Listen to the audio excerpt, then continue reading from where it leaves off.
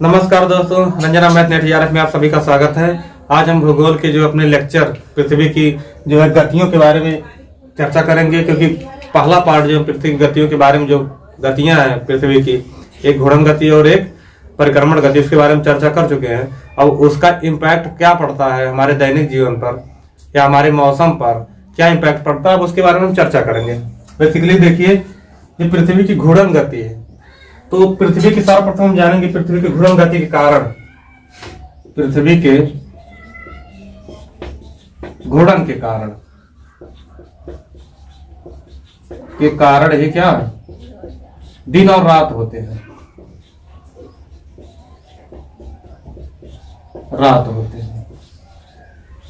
दिन और रात होती है बस पृथ्वी के घूर्णन के कारण। अगर मान लीजिए पृथ्वी अगर घूर्णन ना करे तब क्या होगा? अगर पृथ्वी घूर्णन ना करे,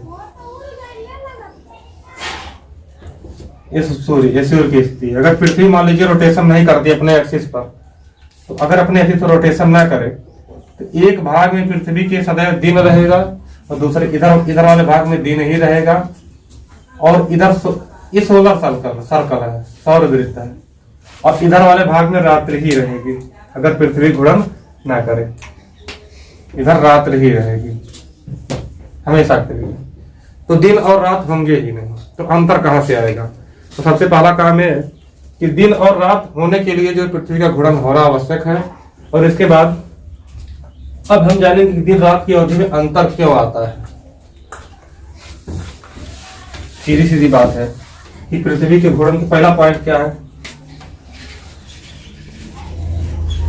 पृथ्वी के घूर्णन के कारण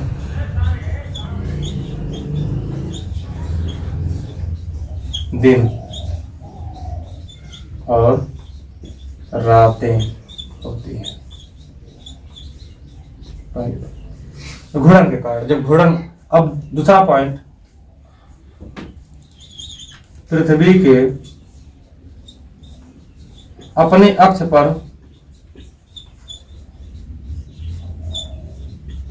-23.5 डिग्री झुकी होने के कारण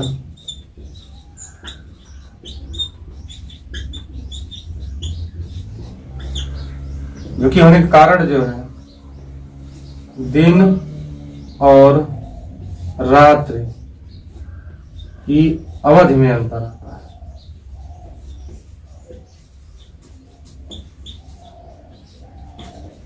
ये दो फैक्टर है कि जब पृथ्वी, मान लीजिए अगर पृथ्वी फ्लैट रहती है, अगर मान लीजिए उदाहरण के तौर पर अगर पृथ्वी 23.5 डिग्री पर झुकी ना होती, अगर पृथ्वी सीधे रोटेशन करती है अपने एक्सिस पर, तो दिन और रात की अवधि में कोई अंतर नहीं होता। और कहने का मतलब एक ही अक्षांश पर दिन और रात की अवधि में कोई अंतर नहीं होता। ये सूर्य है तो बराबर जितना बड़ा दिन होता उतनी बड़ी रातें होती। अगर पृथ्वी अगर अपने एक्सिस पर 23.5 डिग्री झुकी ना होती तो सूर्य का स्थिति है।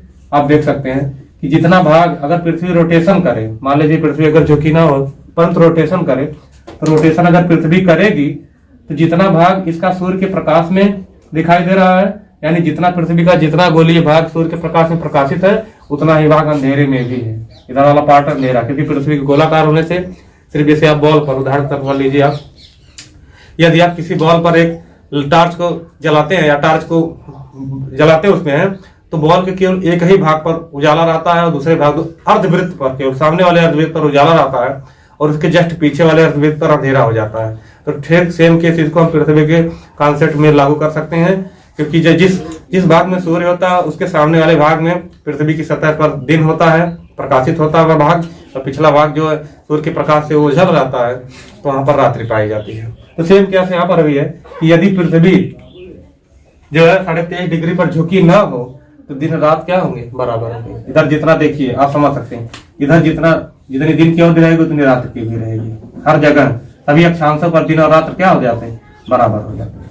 अब बट क्योंकि पृथ्वी अपने एक्सिस पर 23.5 डिग्री झुकी हुई है, इस कारण दिन रात की अवधि में अंतर आ जाता है।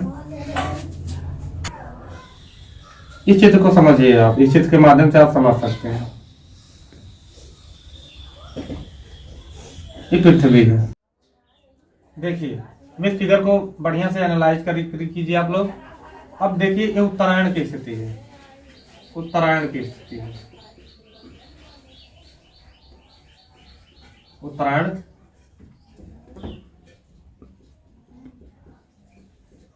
उत्तरायण में सूर्य जो होता है कर्क रेखा पर लंबवत चमकता है।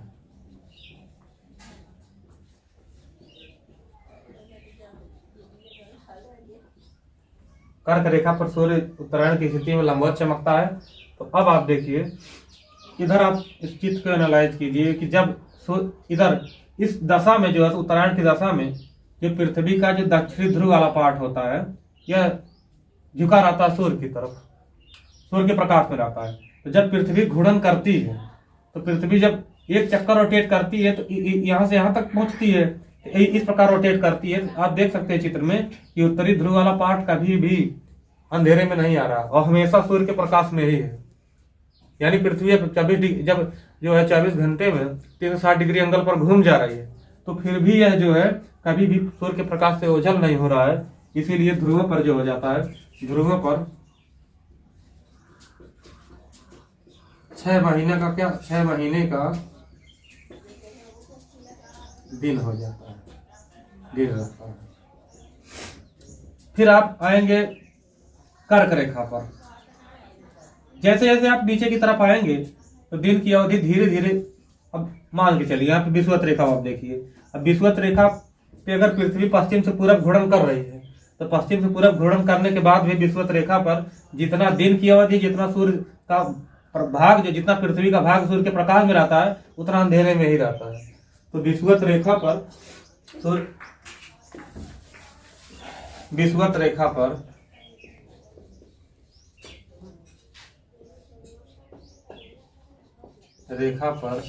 दिन रात बराबर रहते हैं, दिन तथा रात्रि की अवधि समान होती है।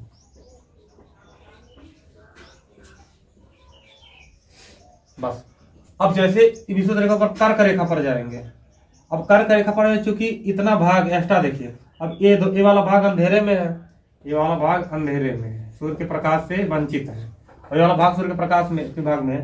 तो अधिकतर भाग जो कर्क रेखा का सूर्य के प्रकाश की उपस्थिति में रहता है, सूर्य के प्रकाश के समक्ष रहता है, इसलिए उसका अधिकतर भाग यहाँ पर रहने के कारण जो दिन होता है, और यहाँ पर रात का जो पार्ट होता है ये अधिकतर, और कम से कम भाग जो इसका कम भाग होता है, एक बहुत कम हिस्सा जो सूर्य के विपरीत रहता है, तो यहाँ पर अंधेरा पाया जाता है। तो यहाँ पर देख सकते हैं यहाँ इतना जो है इतना घूर्णन करेगी तो इतना पार्ट पर दिन रहेगा और इतने पार्ट पर रातें हैं, तो यहाँ पे रातें छोटी हो जाती हैं। फिर उसके बाद आप विषुवत रेखा बराबर आते हैं। फिर जब आप दक्षिणी ध्रुव की तरफ आएंगे तो आप यह पाएंगे कि यहाँ पर रात की अवधि धीरे धीरे बढ़ती चली जा रही है। देखिए रात की अवधि धीरे धीरे यहाँ पर बढ़ती चली जा रही है। देखिए ये रात की अवधि, और दक्षिणी ध्रुव का कोई भी हिस्सा, देखिए दक्षिणी ध्रुव की अब जब बात करेंगे, यहाँ से यहाँ तक का कोई भी हिस्सा कभी प्रकाश के सामने नहीं आ रहा है, अतः यहाँ पर अंधेरा ही अंधेरा रहेगा, मतलब पूरी तरह से अंधेरा यहाँ पर रहेगा। मतलब पृथ्वी अगर 24 घंटे में अगर 360 डिग्री घूमेगी भी, घूर्णन करेगी, घूर्णन मान ली कर रही है, इसके बाद भी यह कभी भी सूर्य के प्रकाश में नहीं आएगा। अतः यहाँ पर क्या पाया जाएगा, यहाँ पर 6 महीनों की क्या होगी, रात्रि पाई जाएगी। तो जब आप विषुवत रेखा से उत्तरायण की स्थिति, विषुवत रेखा से ध्रुवों की तरफ दक्षिणी ध्रुव की ओर आते हैं तो रात की अवधि क्या बढ़ती चली जाती है। देखिए क्योंकि रोटेशन रात का क्या है, रोटेशन रात का ज्यादा बढ़ता है, तो इधर ज्यादा भाग सूर्य के प्रकाश के मतलब जो है सामान्य नहीं है, उसके भी पीछे है, तो यहाँ पर रात्रि पाई जाएगी, ज्यादा भाग रात देख सकते हैं यहाँ पर, क्योंकि ये जो रेखा है जो तिरछी है 3.5 डिग्री पर झुकी हुई है जिस रेखा पर, तो रेखा इधर बराबर भागों में बांटती है। तो अब इधर जो है इधर अधिकतर, और ये जो जितना भाग आपको प्रकाशमय दिखाई दे रहा है इसको सौर वृत्त कहा जाता है, सोलर सर्कल। ये जो वृत्त है जिसमें आप प्रकाश को देख रहे हैं इसे सोलर सर्किल कहा जाता है, कहते हैं सोलर सर्किल। देखिए अब इधर जैसे जैसे आप ऊपर जाएंगे दिन की लंबाई छोटी होती चली जाएगी। रात की लंबाई छोटी होती चली जाएगी और दिन इधर बड़ा होता चला जाएगा। तो सेम समझ में आप इस केस को समझ सकते हैं। अब हम जानेंगे अब इसमें अब हम जानेंगे तो दिन रात की अवधि में अंतर कैसे हुआ आपको पता लग गया। अब अगले टॉपिक में हम जानेंगे कि ऋतुओं में परिवर्तन कैसे हो।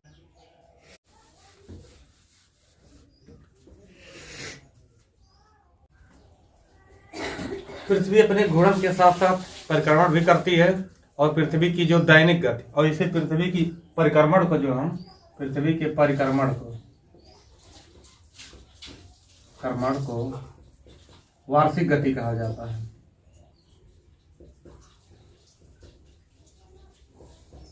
गति क्यों कहा जाता है? क्योंकि इसमें ऋतुओं में क्या होता है, ऋतुओं में परिवर्तन होता है, इसलिए इसे दैनिक गति वार्षिक गति कहा जाता है। और इस गति में पृथ्वी की जो हम निम्न 4 सापेक्षिक स्थितियों को की तुलना करते हैं तो इसमें 4 सापेक्षिक स्थितियों की गणना की जाती है। पहली जैसे मान लीजिए 21 जून है, 21 जून से 23 सितंबर, 23 सितंबर से 22 दिसंबर, उससे 21 मार्च, इन स्थितियों की हम गणना करते हैं। और मैं इसके बारे में जानेंगे 21 जून की स्थिति क्या है वास्तव में, इसमें क्या क्या परिवर्तन होते हैं। 21 जून के समय जो है इस दौरान इस अवस्था को सूर्य की लंबवत किरणें कर्क रेखा पर पड़ती है।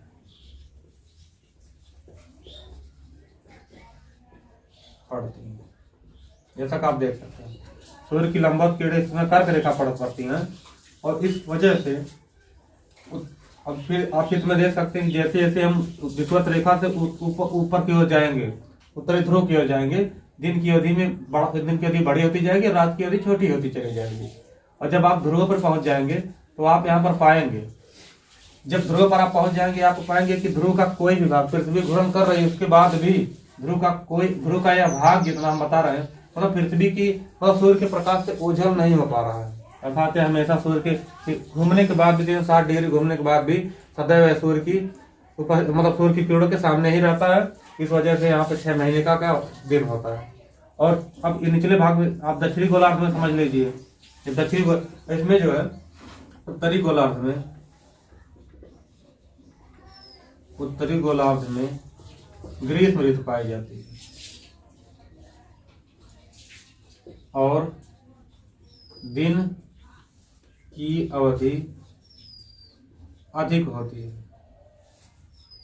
दिन की अवधि अधिक पाई जाती है। और जैसे जैसे हम दक्षिणी गोलार्ध की तरफ आएंगे तो आप देख पा रहे हैं कि विषुवत रेखा पर दिन रात की अवधि बराबर होती है। फिर आएंगे कि इसका कम ही भाग सूर्य के प्रकाश की उपस्थिति में आ पा रहा है, सूर्य के समक्ष कम ही भाग इसका सूर्य के सामने प्रकाश के भाग आ रहा है। तो इस वजह से जो यहाँ पर दिन छोटा होता चला जाएगा और रातें यहाँ पर बड़ी होती चली जाएंगी। तो दक्षिणी गोलार्ध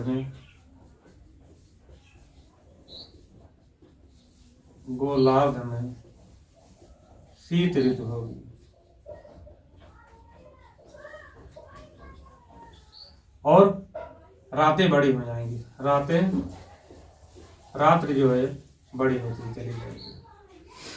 अब इसके बाद पुनः अब यहाँ से 21 जून की स्थिति से धीरे धीरे सूर्य कहाँ 23 सितंबर की अवस्था में आने लगता है। अर्थात धीरे धीरे किरणें जो है कर्क रेखा से आकर जो है विषुवत रेखा पर लंबवत धीरे धीरे चमकने लगती है और इस प्रकार जो है यह 21 जून का जो गर्मी की स्थिति है धीरे धीरे परिवर्तित होने लगती है। 22 दिसंबर की स्थिति पर सूर्य का प्रकाश मकर रेखा पर लंबवत पड़ता है। 22 दिसंबर को सूर्य प्रकाश मकर रेखा पर लंबवत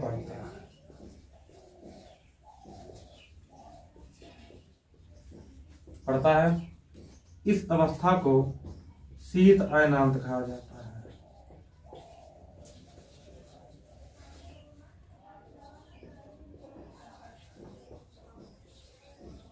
इस अवस्था को शीत अयनांत कहा जाता है। शीत अयनांत क्यों कहा जाता है? क्योंकि सूर्य मकर रेखा पर लंबवत चमकता है। अब जैसे जैसे आप देख सकते हैं कि उत्तरी ध्रुव की तरफ जाए, मान ली विषुवत रेखा पर दिन रात की अवधि बराबर होती है, और जैसे जैसे आप उत्तरी ध्रुव की तरफ बढ़ते चले जाएंगे, दिन रात की अवधि बढ़ती चली जाएगी।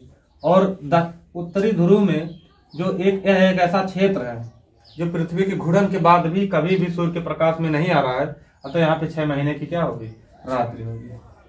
6 महीने की रात्रि होगी, क्योंकि कोई भी भाग सूर्य के प्रकाश की परिस्थिति में नहीं आ रहा। फिर जैसे जैसे हम नीचे आएंगे, अब जैसे विषुवत रेखा जैसे जैसे ऊपर जाएंगे, रात की अवधि बढ़ती चली जाएगी और ध्रुवों पर 6 महीने की हो जाएगी। और अब उधर आप देख लीजिए जो है सूर्य की जो समक्ष भाग और दिन की अवधि, ये प्रकाश वृत्त जो दिन की अवधि जो है छोटी होती चली जाएगी। जैसे ध्रुव पर जाएंगे, ध्रुव पर दिन होगा ही नहीं, 6 महीने की केवल रात होगी।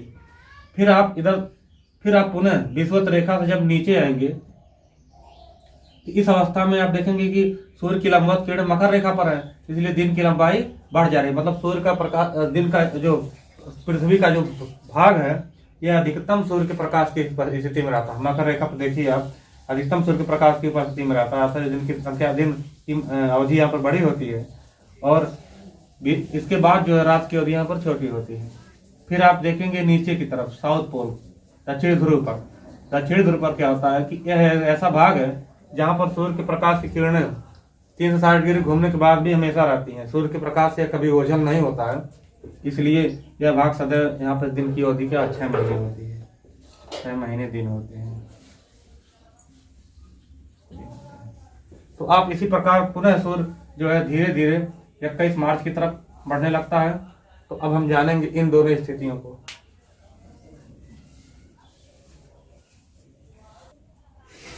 अब 21 मार्च की स्थिति को देखिए। 21 मार्च को जो है सूर्य एक ऐसी स्थिति आती है जहां से सूर्य की किरणें जो होती हैं विषुवत रेखा पर लंबवत चमकता है। 21 मार्च को सूर्य विषुवत रेखा पर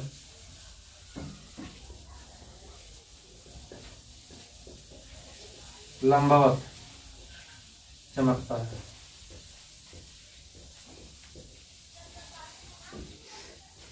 इस स्थिति को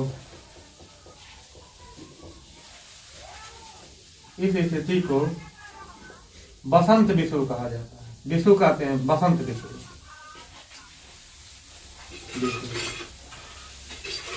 इस स्थिति को विषुव कहा जाता है। विषुव इसलिए कहा जाता है क्योंकि सूर्य की किरणें विषुवत रेखा पर लंबवत चमकती हैं, इस कारण से विषुव कहा जाता है। और इस समय वसंत ऋतु होती है, इसलिए इसे वसंत विषुव कहा जाता है। और आप इसी समय देख सकते हैं कि विषुवत रेखा पर लंबवत चमक और लगभग सभी अक्षांश बराबर मात्रा में सूर्य को प्रकाश को प्राप्त कर रहे हैं। तो आप इस तरह आप आ जाइए 23 सितंबर की स्थिति को।